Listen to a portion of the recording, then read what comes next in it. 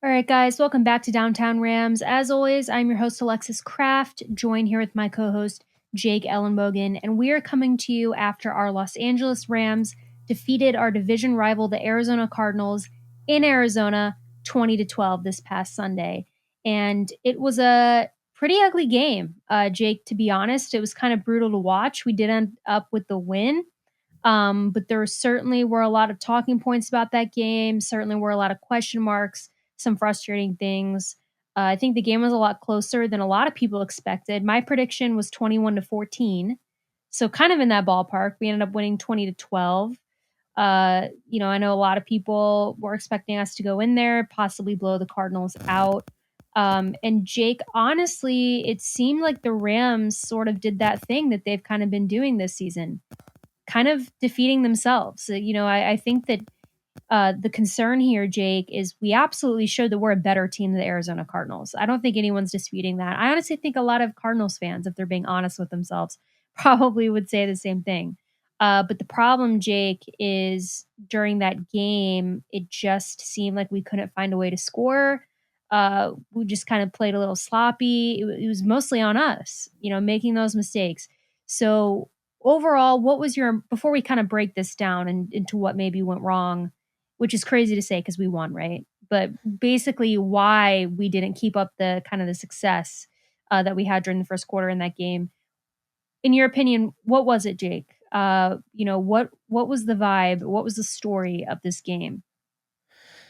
Yeah, I think the story of this game was they basically had a game plan right off the rip. They had three of their top four cornerbacks out. And then Jordan Fuller surprisingly was out. So I think, that kind of changed and kind of set the tone ultimately with Raheem Morris and how, they wanted to approach defense. And I think, really the offense, if you remember, they had a blocked punt to put him back on the field. They actually didn't score on the first drive without that blocked punt. They did end up kicking the field goal after a drop touchdown by Allen Robinson. Later on, Cooper Kupp drops a touchdown. You have a Cam Akers fumble at the goal line. So they had opportunities, but it just felt like they could not. Well, I mean, we were saying this last week. It just felt like they couldn't finish, and they were able to, hang on to a 20-12 game, but it became close due to a Cam Akers fumble. And Arizona, they're playing the not prevent, but they're playing the bend don't break style defense with soft shell coverage and giving these receivers a lot of cushion. And so it was a huge opportunity for the Cardinals to go back down the field. And while, obviously they could crunch the time, they could still make it at least a little interesting. And it ended up being 20-12 with, an onside kick. If they recover that, they need a touchdown, a 2-point conversion. It's not likely, but neither was the Atlanta Falcons comeback last week. So they almost, I won't say they almost pulled it off, but they did, come close and make it a little scary at the end. So I think in terms of how this game went, Alexis, I think, the Rams will go back to the drawing board. They'll look at this game as, kind of a way that they can get better. There were some good things to take away, and it definitely starts with your guy and my guy, Ben Skoranek. I think, just seeing you're going to take those wins, while Van Jefferson's out and they're waiting on potentially signing OBJ down the road. Next man up mentality to watch to watch Ben Skoranek take that step. And then in addition, watch Kendall Blanton come right off the Chiefs practice squad, sign on to this roster, and then catch a 28-yard pass. You like to see those things. And I'm sure a lot of people would say, it was good to get Cam Akers going in this one. Before I hand it off to you, I got to say, I don't know why Darrell Henderson only had 4 carries in this one. It was really puzzling to me. Yeah, it was kind of another interesting showing of the run game. Kind of a lot of question marks. Didn't really make sense. Didn't quite make a lot of sense to a lot of people when we started out the season using Henderson so much. Maybe to you and I did, but to most people. But then it completely flipped back to Akers, and now we don't know why, because it doesn't really seem like Akers is doing anything much different at the run game or arguably adding any more value than Darrell Henderson does. So it is always kind of, I think the story with Sean McVay is it is always really weird what he chooses to do with the run game. It's something that since he's been a head coach, we haven't quite understood. I know a lot of Rams fans will remember the era back in 2017, I think, 2018, maybe even 2019. I think it was 2019 where we were like, why are we not running the ball? Like it makes zero sense. And we're kind of seeing that again. And I don't know if that has to do with him being super pass happy with Matthew Stafford, excuse me. You can see what he does when he throws the ball, when he's in the zone, and maybe that's what Sean McVay's thinking, but it is kind of frustrating to watch as a fan. But Jake, we did get 2 touchdowns this game, and both of them were rushing touchdowns. The Cooper Kupp touchdown in the stat book is actually considered a rushing touchdown because it was. And then Cam Akers also got a touchdown. So there were no passing touchdowns that we got against the Arizona Cardinals. Jake, why do you think that is? Do you think that had more to do with the Arizona Cardinals defense? Or do you think that had to do with, for some reason, we just couldn't get the pass game going because of us? Because Stafford was having a hard time connecting with our receivers were out of place? Because I don't know that it was super obvious. Yeah, you had the 16-yard, or I think it was 16-yard touchdown by Cam Akers, and then you had the, I believe, 20-yard touchdown run by, Cooper Kupp. So I think it really was just how it ended up working out. I don't read too much into the no touchdown passing. It's the first time in Matthew Stafford's Rams career that he's had that. But I know there were a lot of people freaking out about it. I think, at the end of the day, I don't think it was anything Stafford didn't do. He ended up having, 18 of 25 passing, 249 yards, had 103.6 passer rating, was only sacked once, pressured 7 times. The majority of the league, you can find most quarterbacks are pressured more than that. I think really, Alexis, what I do have to throw out here is that when you look at like this offensive line, and I texted you this during the game, I think. I just don't think that they are confident in their offensive line. Like, even if their offensive line plays well, they're still just not confident, and I think a lot of it came down to the fact that Havenstein got hurt, and, he came back in and he gave up 3 pressures and a sack.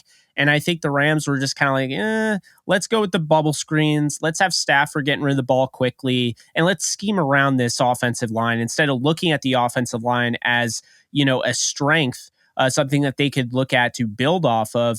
They kind of looked at the offensive line as something they had to play around. And so no matter how well the offensive line played on Sunday, the Rams scheming and just the way that they called their plays felt really like they just didn't trust their offensive line to protect Stafford and hold open the protection for 5 to 7 step dropbacks that allow, an Allen Robinson, a Cooper Kupp, guys like that to get open deep down the field.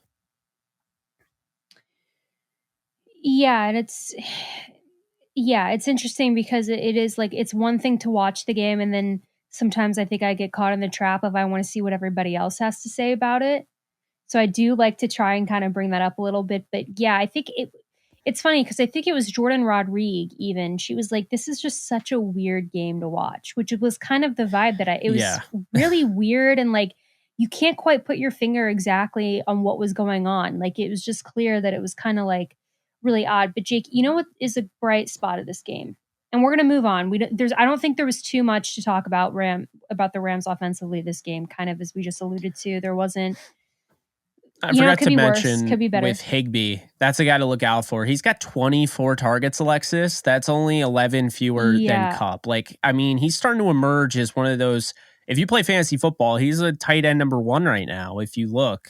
So, and I went really heavy on him in fantasy this year. So you're reaping the rewards early on.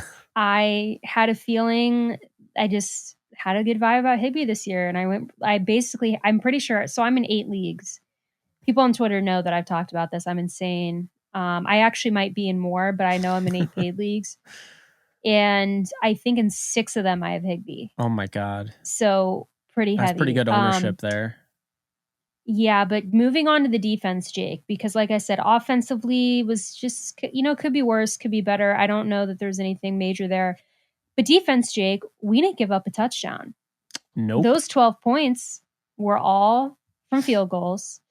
And what's crazy, it's crazy to say that because everyone this game was screaming about how painful this defense is to watch. And listen, you and I talked about this. This defense is painful to watch. Don't get me wrong. It is excruciating. They gave up a lot of big plays. They bend, but Jake, they did not break. And that's the point, right? So as a fan, do you think, I mean, so here's the thing. As a fan, like I said, it is very, very frustrating to watch.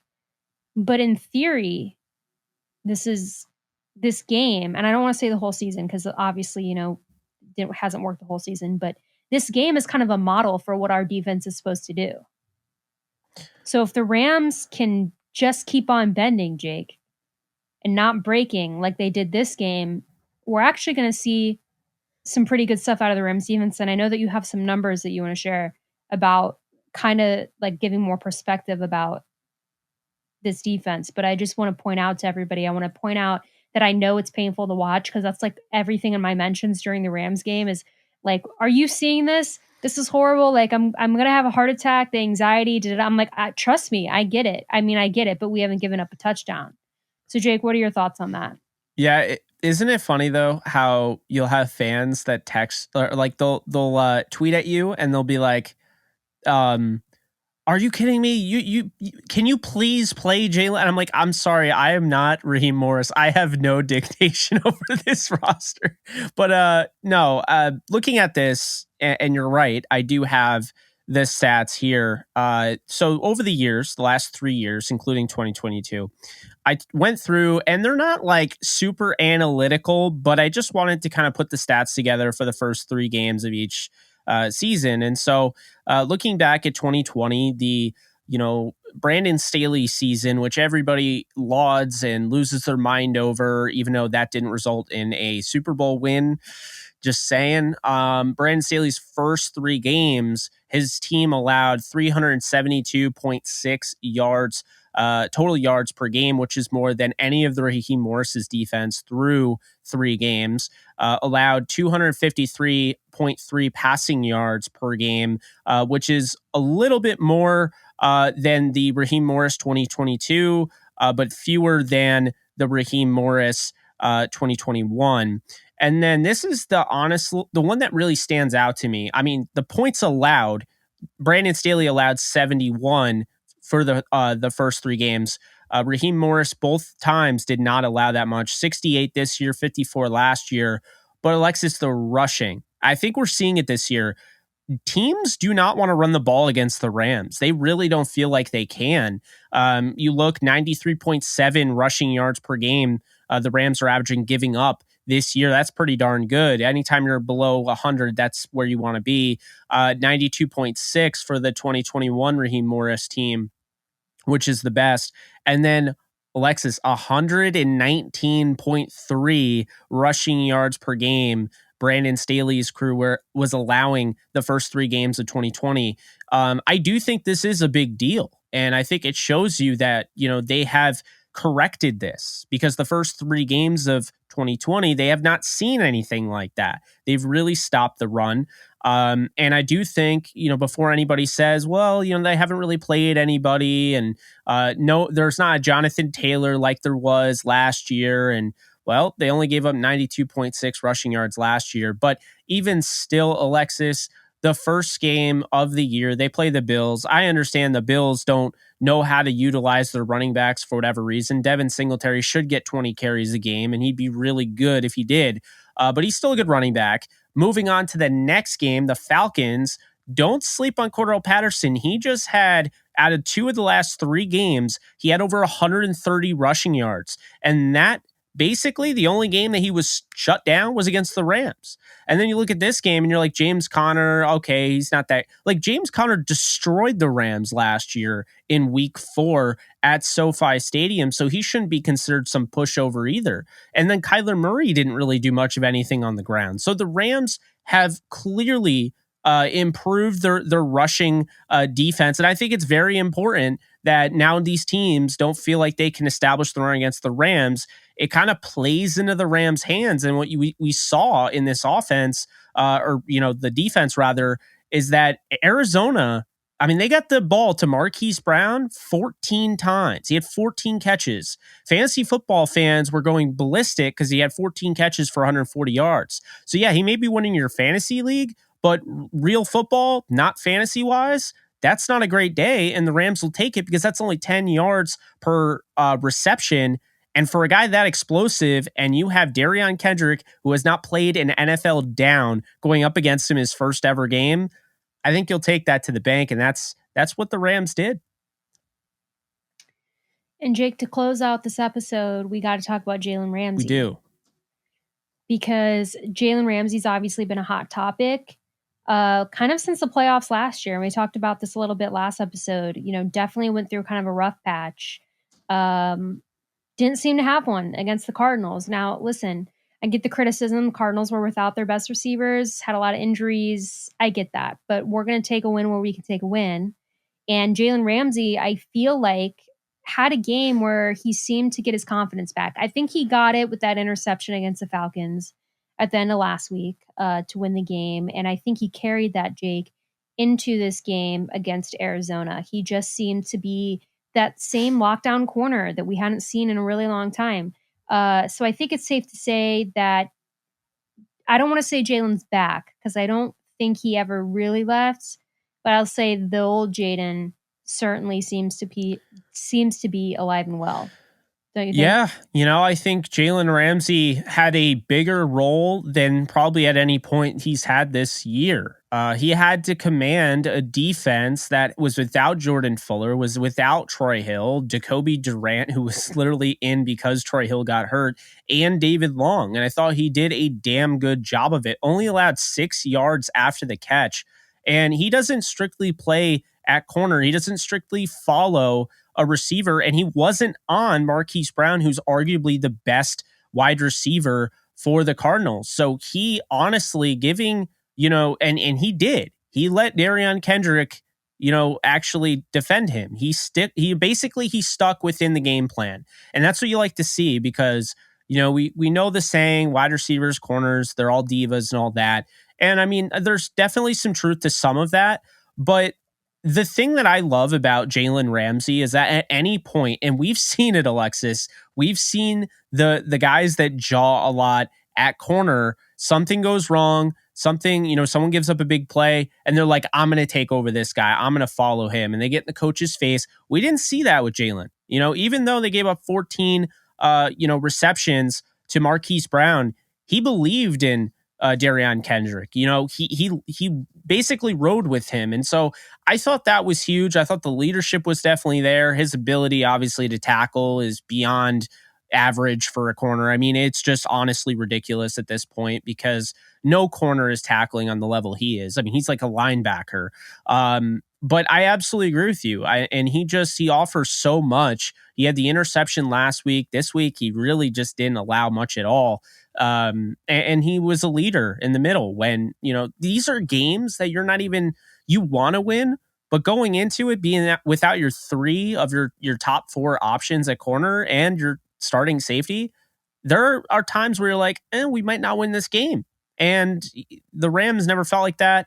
The game was close. It should have been, a lot further from how close it ended up being. And I think that's more on the offense, but the defense executed a game plan that has never happened in the history of the Rams franchise. No Rams defense has ever gone up against 80 plays for the opposing side, 80 plays run, 80 plus plays run, and didn't allow a touchdown.